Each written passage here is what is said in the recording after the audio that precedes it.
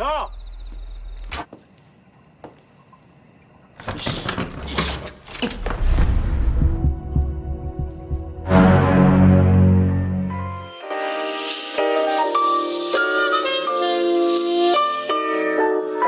Halo semuanya, dimanapun kalian berada, bagaimana kabarnya?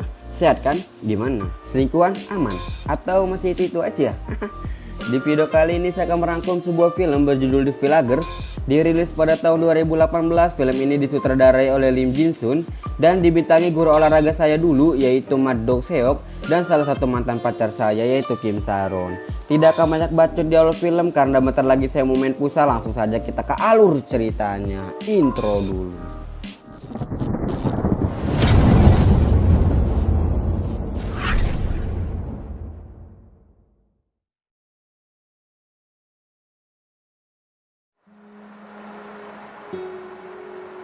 Film dimulai dengan memperlihatkan seorang wanita yang sedang berjalan sendiri dengan tubuh penuh luka. Tak lama kemudian ada sebuah mobil yang berhenti di depan wanita tersebut dan inilah The Villagers. Memperlihatkan seorang pria bertubuh besar yang bernama Kichol, kita panggil saja Dongsul, ini orangnya. Terlihat di sana Dongsul yang sedang mengembalikan piala yang telah diberikan kepada muridnya dan menganggap muridnya telah dicurangi oleh mereka semua. Tak terima dengan itu, salah satu dari mereka pun meremehkan Dongsul dengan mengatakan bahwa muridnya sama payahnya dengan pelatihnya. Dongsul yang sudah telanjur edan pun langsung memukul pria tersebut sampai tersungkur. Akibat kejadian tadi, Dongsul dipecat sebagai pelatih tinju dan mengharuskannya beralih profesi sebagai guru olahraga di salah satu SMA di Korea. 오빠 이제 협회 제명당해서 동양 챔피언이고 뭐고. Scene berpindah ke seorang wanita cantik yang bernama Yujin, mantan pacar saya, ini orangnya. Terlihat di sana Yujin yang sedang mengunjungi seorang nenek tua yang ternyata itu adalah nenek dari wanita yang ada di awal film tadi. Di mana wanita tersebut merupakan sahabat Yujin sejak kecil yang mempunyai nama Soyun, di mana Soyun ini dikabarkan hilang beberapa hari yang lalu. Sebagai seseorang yang menjunjung tinggi arti persahabatan, Yojin berusaha untuk menemukan Soyun karena Soyun adalah salah satu sahabat terbaiknya. Singkat cerita, besok pun tiba di mana kita bisa melihat Dongsul yang sudah mulai mengajar di sebuah sekolah SMA. Di sana Dongsul mengajar sebagai guru olahraga dan kepala kesiswaan. Di ruangan guru, Dongsul duduk bersebelahan dengan seorang guru kesenian. Tidak disebutkan namanya, tapi kita panggil saja Falcon. Ini orangnya. Selanjutnya, Dongsul pun mulai menjalankan tugasnya sebagai kepala kesiswaan, di mana Dongsul mulai menagih uang SPP dan makan siang. Di sana, Dongsul pun mendapatkan perlakuan yang kurang menyenangkan dari para siswi, tapi hal seperti itu tidak akan cukup untuk menjatuhkan mental Dongsul. Saat melihat Yojin, Dongsul pun menghampirinya dan mencoba untuk menagih uang SPP yang belum dibayarnya. Dongsul pun menanyakan tentang Soyun, di mana Soyun sudah setahun tidak membayar SPP. Dan Dongsul pun melontarkan pertanyaan apakah Soyun kabur dari rumah. Yojin pun menjawab, tidak usah berasumsi jika kau tidak mengenalnya. 알지도 못하면서 마음대로 얘기하지 마세요. 예? Selanjutnya Soyun pun dipanggil ke ruangan guru karena sembarangan menempel poster Soyun di mading sekolah. Semua guru yang ada di sekolah tersebut menganggap bahwa Soyun telah kabur dari rumah bukan hilang karena Soyun merupakan salah satu murid nakal yang ada di sekolah tersebut. 아출안에 신경 쓰지 말고 너나 잘해. 어? Scene berpindah ke Dongsul di mana saat dia ingin memasuki WC pria, dia tak sengaja melihat Falcon yang keluar dari WC wanita. Entah apa yang dilakukannya di WC tersebut, tapi yang pasti bukan untuk main FF sambil jongkok. Saat sedang menghayati pengucuran air yang begitu nikmat, Dongsul tak sengaja melihat Yojin yang akan bolos sekolah, dan itu sama sekali tidak mencerminkan perilaku siswi cantik pada umumnya. 저놈 저거. Selesai mengajar, Dongsul pun meluangkan waktunya dengan jalan-jalan di pusat kota untuk makan otak-otak sekaligus bermain mesin boneka capit yang sering ada di depan Indomaret. Selanjutnya, saat sedang menyaksikan janji para calon gubernur yang akan menyalurkan diri di kota tersebut, Dongsul tak sengaja melihat Yojin yang sedang ada di sana. Dongsul pun langsung mengikuti Yojin yang akan masuk ke sebuah bar. Di dalam bar, Yojin menanyakan tentang Soyun kepada orang-orang yang ada di sana, dan salah satu dari mereka pun keceplosan dan berkata bahwa itu adalah Chelim. Tak lama kemudian, Dongsul datang ke sana dengan niat untuk menjemput Yojin. Yojin pun mencoba untuk lari dari Dongsul dan salah satu orang bar tersebut berusaha untuk mengejar Yojin. Dongsul pun langsung menghampiri Yojin dan akan membawanya pulang. Hampir terjadi keributan, tapi Dongsul mengatakan bahwa dia akan pergi tanpa membuat keributan. 조용히 나갈 거니까 서로 피곤한. Saat Yojin sedang dimarahi oleh Dongsul, ada seorang wanita penghibur yang keluar dari bar tersebut. Dongsul dan Yojin pun langsung mewawancari wanita itu, tapi sayang mereka tidak mendapatkan petunjuk apapun dari wanita tersebut. Dongsul pun memutuskan untuk menghantarkan Yojin pulang ke rumahnya. Dalam perjalanan, Dongsul menasihati Yojin untuk tidak lagi mengkhawatirkan Siyun dan biarlah kasus ini menjadi tanggung jawab orang dewasa. Tapi Yojin menjawab bahwa dia sudah pernah melakukan semuanya sampai melaporkannya ke polisi, tapi tak ada satupun yang memperdulikannya. Karena kesal, Yojin pun meminta diturunkan di tengah jalan dan akan melanjutkan perjalanan dengan berjalan kaki. 아이고 저 문 부서. Saat sedang berjalan di gelap malam, tiba-tiba mobil yang terparkir di pinggir jalan menyala dan segera menuju ke arahnya. Saat mobil tersebut melewati Yojin, tiba-tiba ada seorang pria yang keluar dari mobil tersebut dan langsung mengejar Yojin. Setelah ditangkap, Yojin pun disetrum oleh pria tersebut. Scene berpindah ke Dongsul di mana dia melihat HP Yojin yang tertinggal di mobilnya. Dongsul pun memutuskan untuk memutar balik. Kembali ke Yojin di mana saat pria tersebut ingin memasukkannya ke dalam mobil, beruntung Dongsul datang tepat waktu yang membuat pria tersebut harus melarikan diri. Setelah kejadian tadi, Yojin pun dibawa ke rumah sakit untuk memeriksa keadaannya. Di sana juga ada 2 orang detektif kepolisian yang datang atas laporan dari Dongsul, tapi detektif tersebut tidak terlalu menanggapi laporan dari Yojin dan bersikap bodoh amat. 자, 걱정 마시고요. 조사하고 연락드릴게요. Selanjutnya Dongsul pun menghampiri salah satu temannya. Dia adalah Zul, ini orangnya. Di mana Dongsul bertanya kepada Zul mengapa polisi itu tidak mengerjakan pekerjaannya. Zul pun menjawab untuk membuat sebuah laporan Dongsul harus membutuhkan persetujuan dari keluarga korban. Saat malam hari, Dongsul pun melihat data Soyun di mana Soyun merupakan seorang anak yatim piatu dan tinggal bersama neneknya yang sudah sebatang kara. Keesokan harinya, Dongsul pun mengunjungi rumah Soyun untuk meminta persetujuan dari nenek Soyun karena Dongsul akan membuat surat laporan atas kehilangan Soyun. Dongsul pun langsung menghantarkan surat tersebut ke kantor polisi. 그리고 걔가 그 야누스라는 술집에서 알바했다니까 거기도 좀 가보고. Singkat cerita, kita akan melihat Yojin yang sedang merenung di pinggir kolam. Tak lama kemudian, Falcon mendatangi Yojin.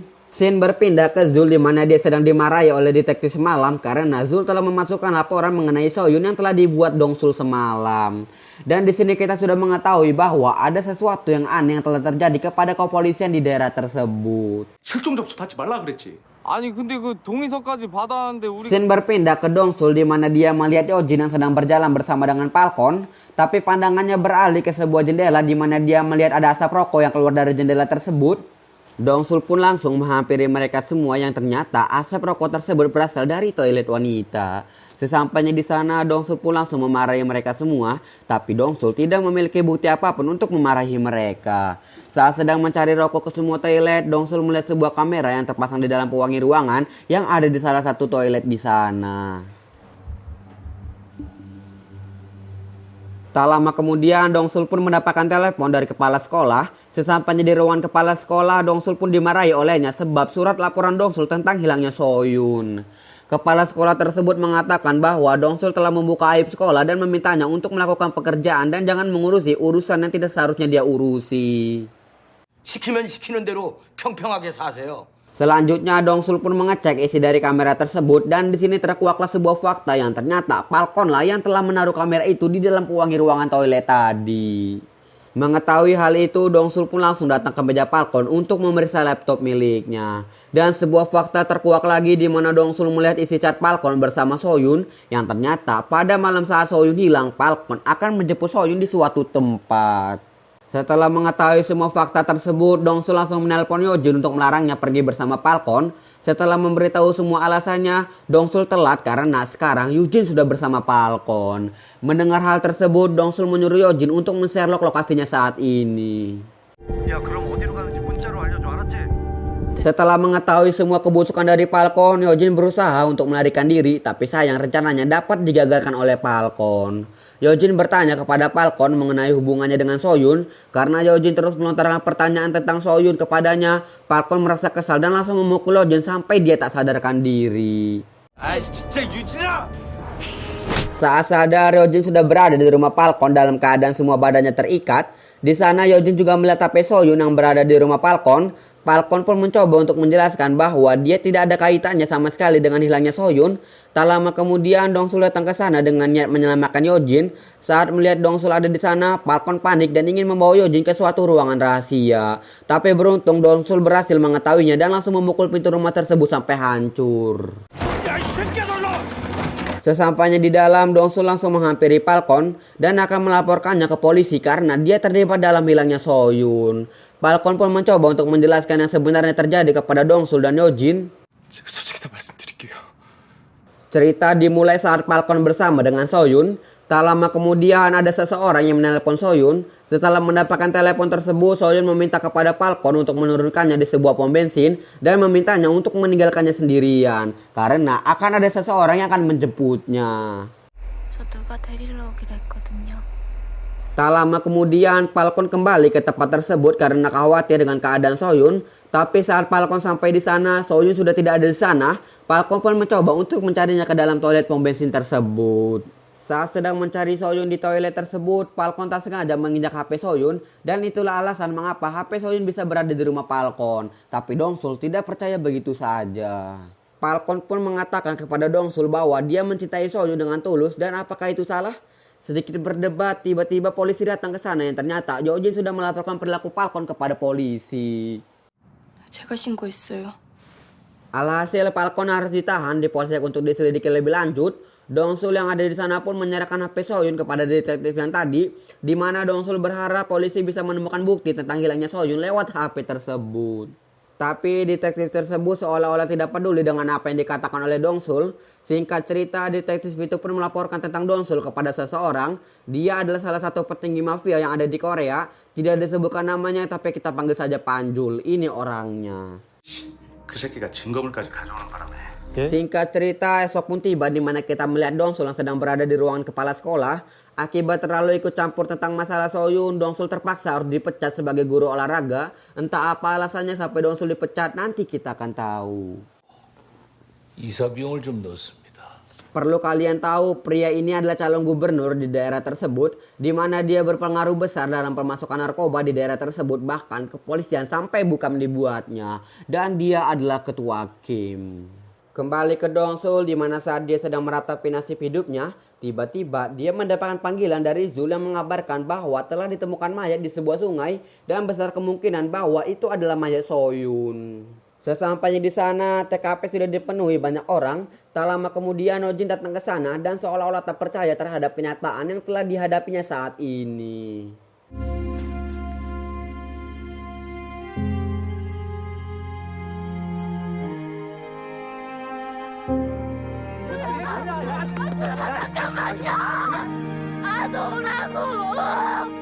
Singkat cerita, kita akan melihat Zul yang mencoba untuk mencuri barang bukti Soyun yang terletak di laci detektif tadi. Tapi sayang perbuatannya harus diketahui oleh mereka lewat CCTV yang mengawasi polsek tersebut. Singkat cerita, kita akan melihat Zul yang berhasil memperbaiki telepon milik Soyun. Zul pun memberitahu Dongsul bahwa panggilan terakhir di telepon tersebut terdapat sebuah nama yaitu Bos Janus. Dan siapakah itu? Nanti kita akan tahu. Setelah memberikan semua yang Zul tahu, tiba-tiba ada beberapa orang yang memukulnya dari belakang sampai dia tak sadarkan diri.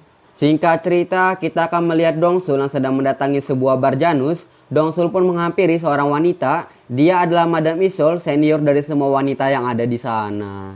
Dongsul pun langsung melontarkan pertanyaan tentang Soyun, di mana Madam tersebut tidak bisa berbohong lagi karena Dongsul terus memojokkannya. Madam pun menceritakan apa yang sebenarnya terjadi. Pada malam itu, Soyun sedang menangis di dekat WC karena mendapatkan kabar bahwa neneknya sedang sakit. Tak lama kemudian, Ketua Kim datang ke sana. Soyun pun meminta tolong kepada Ketua Kim agar dia bisa pulang lebih cepat karena neneknya sedang sakit. Tak lama kemudian, ada seorang pria tua yang mendatanginya dan mengajaknya untuk bermalam bersamanya, dan pria tersebut adalah Bos Janus. Saat Ketua Kim sedang berbicara dengan salah satu bawahannya, tiba-tiba terdengar suara menjerit dan ternyata itu adalah Bos Janus yang entah apa diapakan oleh Soyun, tapi yang pasti Bos Janus tersebut terluka dan Soyun telah melarikan diri dari tempat tersebut. Dan hanya itulah yang Madam tahu, selebihnya nanti kita akan tahu. Selanjutnya Dongsul pun menghampiri salah satu petinggi bar tersebut dan dia adalah Guak, ini orangnya. Karena Dongsul selalu ikut campur tentang urusan orang lain, petinggi tersebut langsung menyuruh bawahannya untuk memukuli Dongsul.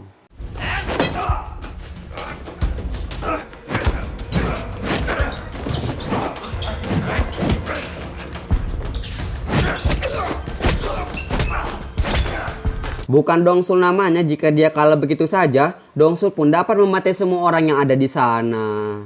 Dongsul pun langsung melontarkan pertanyaan kepada Guak tentang Soyun. Guak pun menceritakan yang sebenarnya terjadi, dan perlu kalian ingat bahwa cerita Guak akan berhubungan dengan cerita Falcon tadi. Dimana saat Guak menjemput Soyun di sebuah pom bensin, dia tak menemukan Soyun di sana. Dia pun mencari Soyun sampai masuk ke dalam toilet pom bensin tersebut. Saat memeriksa satu persatu toilet yang ada di sana, tiba-tiba Guak menemukan Soyun yang sedang disekap oleh seorang pria bertopeng. Tapi bukan itu kejutannya, yang ternyata pria tersebut adalah Falcon, dan Falcon merupakan anak dari Ketua Kim. Guak pun langsung menghubungi Ketua Kim dan menyuruhnya untuk datang ke sana. Scene berpindah ke Yojin, di mana saat ini dia sedang disekap oleh pria bertopeng dan sudah sangat bisa dipastikan bahwa itu adalah Falcon. Kembali ke Dongsul, di mana dia mendapatkan kabar bahwa Yojin telah hilang. 좀 전에 병원에 왔는데 유진이가 안 보여서요. 전화기도 꺼. Dan benar saja, saat Yojin terbangun, dia sudah berada di ruangan yang penuh dengan abstrak bersama Falcon. Dan di sini kita bisa melihat kelanjutan cerita Guak tadi, di mana saat Ketua Kim sampai di sana, Falcon langsung dihajar habis-habisan karena tindakannya yang sudah melewati batas.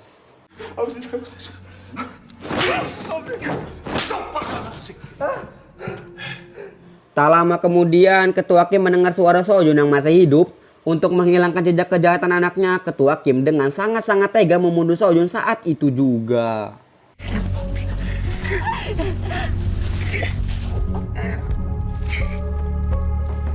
Kembali ke Dongsul yang sedang mencari Yojin di kediaman Falcon. Tak lama kemudian, Dongsul berhasil menemukan sebuah ruangan rahasia. Bertepatan pada saat itu juga, ruangan Yojin digedor-gedor oleh seseorang berharap bahwa itu adalah Dongsul. Falcon pun langsung menyembunyikan Yojin di lemari yang ada di sana. Dan pada saat itu juga Dongsul langsung mendobrak pintu tersebut. Dan tapi ternyata itu hanyalah sebuah ruangan kosong yang penuh dengan lukisan. Dan yang menggedor pintu Falcon itu adalah Ketua Kim. Kembali ke Dongsul yang berhasil mendapatkan alamat Falcon yang sesungguhnya. Dan dia langsung bergegas menuju ke sana. Kembali ke Falcon, di mana dia kembali dihajar oleh Ketua Kim karena sifat ketidaktahudiannya. Ketua Kim pun menyuruhnya untuk pergi ke Amerika besok untuk menghilangkan jejak kasusnya yang sekarang ini.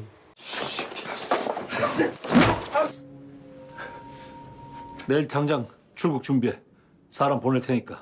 Setelah menghajar Falcon, Ketua Kim pun mendapatkan panggilan untuk hadir sebagai calon pemilu di kota tersebut. Setelah Ketua Kim pergi, Falcon kembali menghampiri Yojin. Beruntung saat membuka lemari tersebut, Yojin langsung menyemprotkan cairan ke mata Falcon. Dan itu memberikannya kesempatan untuk melarikan diri.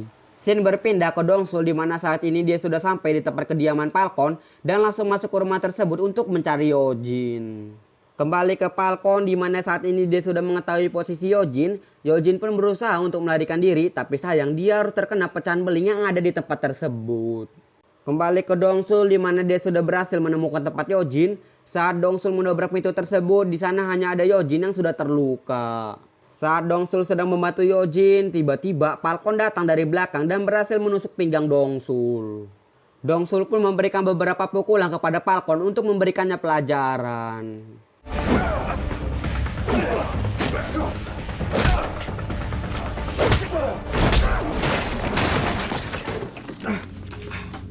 Setelah mengalahkan Falcon, Dongsul bergegas membawa Yojin ke rumah sakit.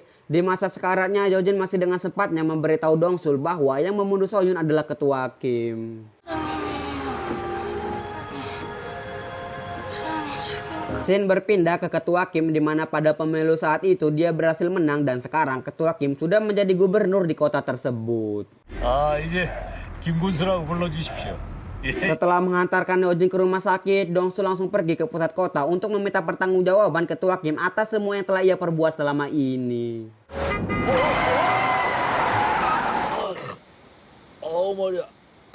Setelah menghadang mobil Ketua Kim di pusat kota, Dongsul langsung menghajar bawahannya dan akan meminta pertanggungjawaban Ketua Kim dengan semua yang ia lakukan. Tapi tak lama kemudian polisi datang ke sana yang ternyata Zul telah melaporkan semua kejahatan Ketua Kim termasuk para pengikutnya. Singkat cerita, kita akan melihat Dongsul yang sedang menjenguk Eugene yang belum siuman. Dongsul pun meninggalkan boneka beruang yang ia dapat dari mesin capit boneka tadi. Ending film kita akan diperlihatkan Dongsul yang pergi ke kota tersebut dan akan segera memulai hidup barunya. Tamat, ending yang sangat memberuangkan.